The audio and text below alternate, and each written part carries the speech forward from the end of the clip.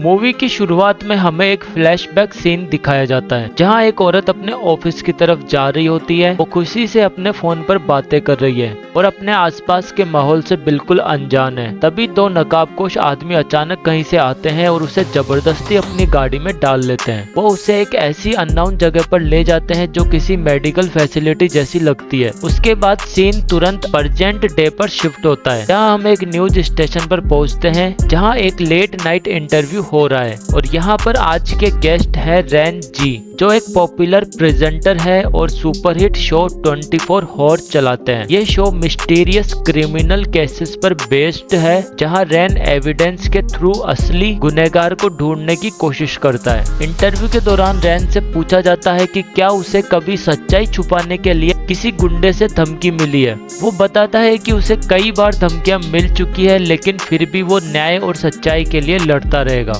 हफ्ते बीत जाते हैं और रैन का शो 24 और बड़ी तारीफ पाता रहता है। पर जैसे जैसे शो पॉपुलर होता है रैन के स्पॉन्सर्स उस पर क्रिएटिव डिफरेंसेस का दबाव डालने लगते हैं। अंत में वो अपने जॉब छोड़ने का फैसला करता है और अपने असिस्टेंट जियाओ के साथ मिलकर एक नई प्रोजेक्ट शुरू करता है जिसका नाम होता है स्क्रीम। अगले सीन में वापस फ्लैशबैक का सीन दिखाया जाता है जहां वो औरत जो दिन में किडनैप हुई थी एक क्रीपी जगह पर समुंदर के पास जगती है। वो अपने आप को एक इंडस्ट्रियल टाइप रूम में पाती है जहां उसका बायां पैर बेड से जंजीर से बंधा हुआ है। कुछ मिनट तक कोशिश करने के बाद वो हुक जो चैन से अटैच करता है निकल जाता है और वो अपने पैर को आजाद कर लेती है। फिर वो पास में पड़ी एक कुल्हाड़ी उठाती है और दरवाजे को जोर से मारती है। दरवाजा टूट जाता है पर जैसे ही वो भागकर बाहर निकलती है उसे एक गंदा सा रास्ता दिखता है जिसके एंड में एक बंद दरवाजा होता है। फिर वापस आज का सीन दिखाया जाता है जिसमें रैन और उसकी टीम एक बिल्डिंग में मर्डर मिस्ट्री एपिसोड शूट करने की कोशिश कर रहे होते हैं। अचानक रैन को अपने सेक्रेटरी जियाओ के चिल्लाने की आवाज सुनाई देती है और वो तुरंत उसकी तरफ दौड़ता है। वहां पहुंचकर रैन एक आदमी को दर्द से तड़पते हुए पाता है। उसके कपड़ों पर सूखते हुए खून के दाग है और उसका चेहरा पूरी तरह बैंडेजेस से बंधा हुआ है। ये देखकर टीम परेशान हो जाती है और वो तुरंत उस आदमी को सबसे नजदीकी हॉस्पिटल ले जाते हैं। थोड़ी देर बाद लोकल पुलिस भी हॉस्पिटल पहुंचती है और केस को हैंडल करने लगती है। जब पुलिस जियाओ का स्टेटमेंट रिकॉर्ड कर रही होती है तभी रैन इमरजेंसी रूम में उस इंजर्ड आदमी से बात करने की कोशिश करता है। वो आदमी कई जगह से जला हुआ होता है और रैन उससे पूछता है कि उसने इतने दिनों तक मेडिकल हेल्प क्यों नहीं ली। रैन उसे यकीन दिलाता है कि वो उसे कोई नुकसान नहीं करेगा और वो उसकी असली कहानी सुनना चाहता है क्योंकि वो एक प्रोड्यूसर है और उसके कई मीडिया हाउसेस से कनेक्शन भी है। रैन को उस आदमी के हाथ पर एक एंजल विंग का टैटू भी दिखता है और वो उसके बारे में पूछता है लेकिन वो स्ट्रेंज आदमी एक भी शब्द नहीं बोलता। निराश होकर रैन उसे छोड़कर बाहर आ जाता है जहां एक ऑफिसर जियाओ से सिग्नेचर ले रहा होता है। ये ऑफिसर भी रैन के कॉलेज का पुराना दोस्त निकलता है जिसका नाम अमन होता है। फिर उस रात रैन और उसका असिस्टेंट जियाओ अपने नए ऑफिस में सेटअप कर रहे होते हैं। तभी उन्हें प्रोप बॉक्स में एक पैकेज मिलता है जो रैन के नाम पर होता है। अंदर एक जली हुई डायरी होती है जो दोनों मिलकर पढ़ने लगते हैं। उन्हें जल्दी पता चलता है कि ये किसी ऐसे शख्स की डायरी है जो किसी तरह की जेल में फंसा हुआ लगता है और हमें पता चलता है कि ये डायरी उसी मेडिकल इंस्टीट्यूशन से आई हुई होती है जहां वो किडनैप की गई औरत बंद है। रैन को एक पेज के नीचे वू रुओ जिन का नाम लिखा दिखता है और एक स्केच भी मिलता है जो इंजर्ड आदमी के टैटू जैसा है। रैन तुरंत हॉस्पिटल पहुंचता है लेकिन पता चलता है कि उस आदमी की कुछ घंटों पहले ही मौत हो चुकी है। अगले दिन रैन अपने दोस्त अमन से मिलता है और उसे पूछता है कि ये वू रुओ जिन कौन है। वो पुलिस ऑफिसर बताता है कि वो एक यंग लड़की है जो पुलिस के पास आई थी और उसने कंप्लेंट करी थी कि उसे जबरदस्ती बंद करके एक मेंटल इंस्टीट्यूशन में रखा गया था जो कि रिवर साइड में है और वो वहां से तब भागने में कामयाब हुई जब वहां पर आग लग गई थी और उस आग ने सबको मार दिया बस उसे छोड़कर। अमन बताता है कि वो अभी भी एक नर्सिंग होम में है और अभी भी उसका मेडिकल चेकअप चल रहा है। कुछ दिन बाद रैन और उसका असिस्टेंट नर्सिंग होम जाते हैं जहां उसकी मुलाकात वू से होती है। वो अब भी अपने पास्ट एक्सपीरियंस से अंदर से बहुत ज्यादा जख्मी है और रैन भी उससे जबरदस्ती बातचीत नहीं करना चाहता, इसलिए वो अपना बिजनेस कार्ड छोड़कर कह देता है कि जब उसे कंफर्टेबल लगे वो मीटिंग अरेंज कर ले। इसी दौरान रैन वू रुओ जिन और उसकी फैमिली लाइफ के बारे में रिसर्च करने लगता है। उसे पता चलता है कि वो एक बिजनेस टाइकून ली शीन की बेटी है और उसका पिता ली शीन का फर्स्ट हस्बैंड है। डिवोर्स के बाद से ली शीन ने एक आदमी मैली से शादी की थी, जिससे फिर शीन इंडस्ट्रीज का डायरेक्टर बना दिया गया था। दूसरी तरफ वो अमेरिका में आर्ट्स की पढ़ाई करने गई थी अपनी फैमिली से दूर। वो चाइना वापस आई जब उसकी माँ की तबीयत खराब होने लगी थी, लेकिन वापस आते ही एक के बाद एक अजीब घटनाएं होने लगी। पहले उसकी माँ की मौत हो गई और उसका स्टेप फादर माली भी अपने घर में मरा हुआ पाया गया। उसकी मौत के दिन एक बुरी तरह से घायल वो पुलिस स्टेशन पहुंची और कंप्लेंट की कि उसे जबरदस्ती रिवर साइड मेडिकल सेंटर में रखा गया था। ये जगह वो तभी छोड़ पाई जब वहां पर आग लग गई थी, लेकिन पुलिस ने उल्टा उसे ही स्टेप फादर के मर्डर के शक में गिरफ्तार कर लिया था। लेकिन कोई पुख्ता सबूत ना होने की कमी के कारण उसे बाद में एक नर्सिंग होम में डाल दिया गया था। कुछ दिन गुजरने के बाद रैन फिर एक मीटिंग अरेंज करता है वू के साथ, और वो इस बार एक इंट्रोगेशन रूम में होता है। वो डायरी निकाल कर पूछता है कि क्या उसने अपने स्टेप फादर को मारा था। वो तुरंत मना कर देती है, लेकिन रैन को लगता है कि वो कुछ छुपा रही है, इसलिए वो वादा करता है कि वो उसकी कहानी सबके सामने लाएगा और उसे अपनी पब्लिक इमेज सुधारने का मौका देगा।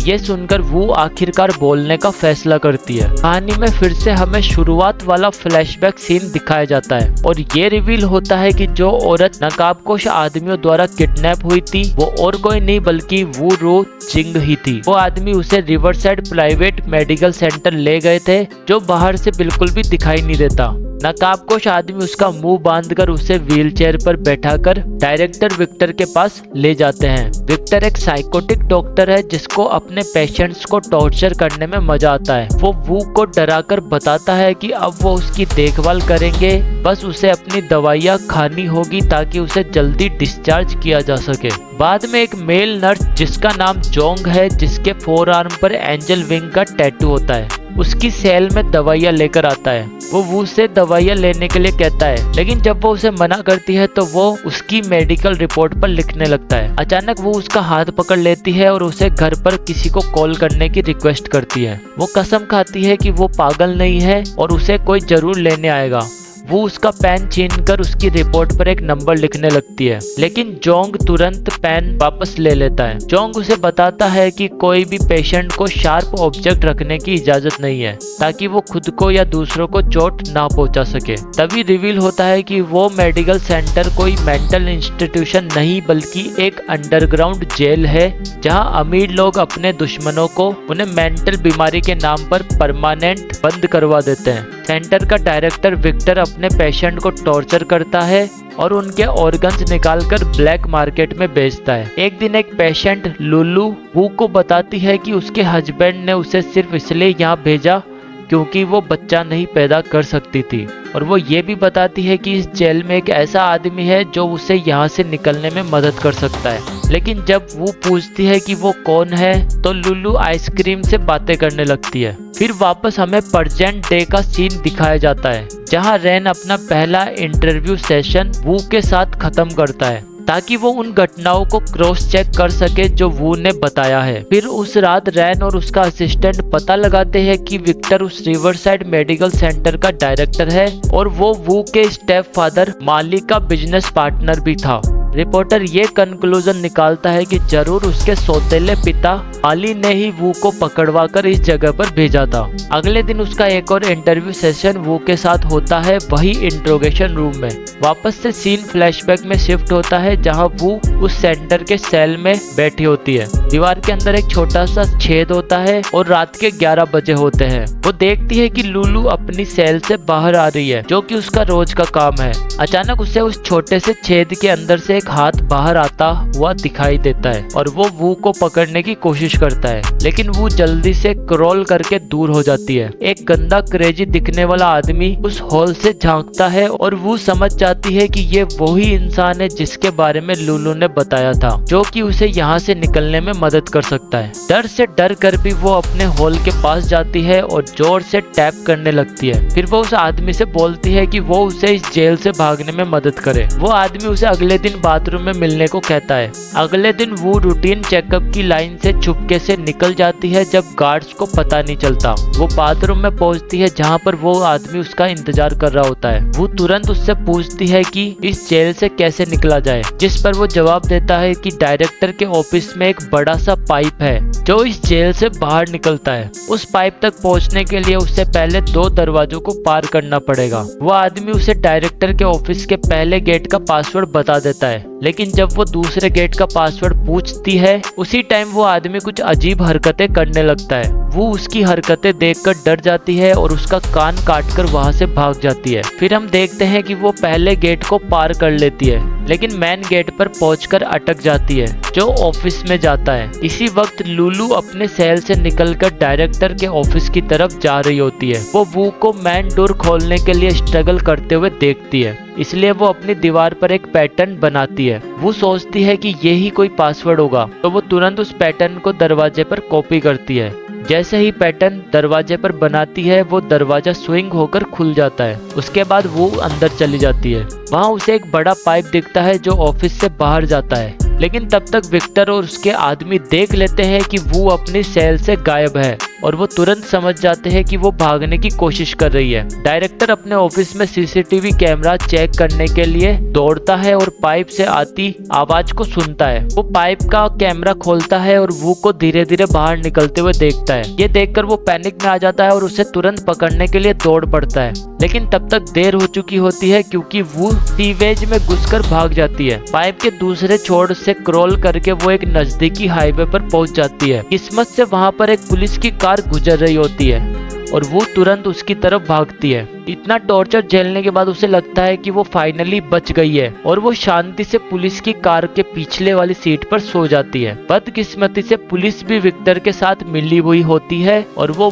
को दोबारा उसी मेडिकल सेंटर पर ले जाते हैं। उसके बाद प्रेजेंट डे का सीन दिखाया जाता है जहाँ रैन थोड़ी इन्वेस्टिगेशन करता है और उसे पता चलता है कि उस मेडिकल सेंटर का ओनर और कोई नहीं बल्कि वो का सौतेला पिता माली है। रैन को ये शक होता है कि ये सब उसके सौतेले बाप ने ही किया है, क्योंकि उसकी माँ के पास कंपनी के 70% शेयर थे और वो के पास 30% शेयर थे। रैन ये सोचता है कि उसके सौतेले पिता ने ही उसकी माँ को मारा है और उसके बाद वो को भी मारना चाहता था ताकि वो सारी प्रॉपर्टी अपने पास रख सके, और इसी वजह से उसने अपनी वाइफ को मार दिया होगा और अपनी सौतेली बेटी को भी उस मेडिकल सेंटर भेज दिया होगा। अगले सीन में रैन अपनी पुरानी बॉस के पास जाता है और उसे ये स्टोरी बताता है। वो इंस्टेंटली इंटरेस्टेड हो जाती है और उसे कुछ और एपिसोड प्रोड्यूस करने की परमिशन दे देती है, जिसमें वो के केस को इन्वेस्टिगेट करेगा। एक हफ्ते बाद फर्स्ट एपिसोड लोकल टीवी पर प्रीमियर होता है और शो एक बड़ा हिट साबित होता है। लोग सोशल मीडिया पर केस को फॉलो करते हैं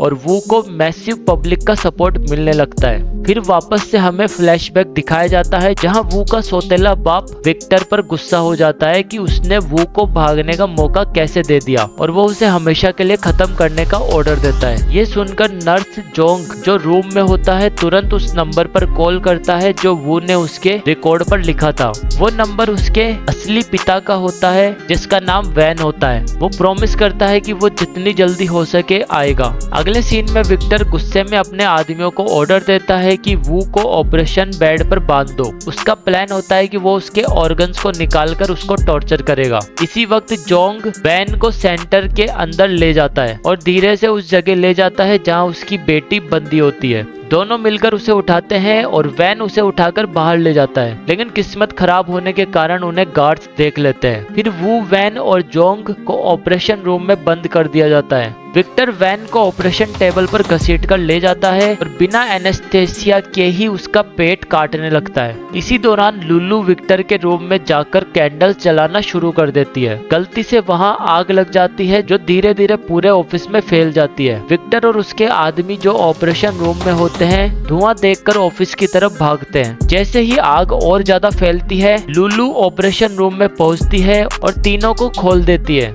उसके बाद वो वैन और जोंग बाहर भाग जाते हैं, लेकिन तब तक आग पूरे बिल्डिंग में फैल चुकी होती है। जोंग एक ओपनिंग देखता है और अकेले ही भागता है, लेकिन एक जलते दरवाजे के नीचे दब जाता है। इसी वक्त जलता हुआ विक्टर वहां पहुंचता है। वो वैन को अग्रेसिवली पकड़कर एक जलते हुए रूम में ले जाता है। जबकि वो किसी तरह से बचकर निकल जाती है। उसके बाद प्रेजेंट डे का सीन दिखाया जाता है। रैन इन सब घटनाओं को अपने सेकंड एपिसोड में दिखाता है। अब पब्लिक ओपिनियन वू के सपोर्ट में है और उसकी पब्लिक में अपने पिता को मारने की इमेज भी बिल्कुल खत्म हो जाती है। कुछ हफ्ते बाद वो फाइनली नर्सिंग होम से डिस्चार्ज हो जाती है। रैन उसे लेने जाता है और अलविदा कहने से पहले उसे एक लास्ट बातचीत करता है, लेकिन वो पूरे रास्ते में चुप रहती है, किसी भी सवाल का जवाब नहीं देती। जल्द ही वो अपने घर पहुंचते हैं, लेकिन घर जाने से पहले वो मुड़कर रैन को एक पेन देती है और कहती है कि मेडिकल सेंटर में हमें शार्प ऑब्जेक्ट जैसे कि ये पेन इस्तेमाल करने की इजाजत नहीं थी।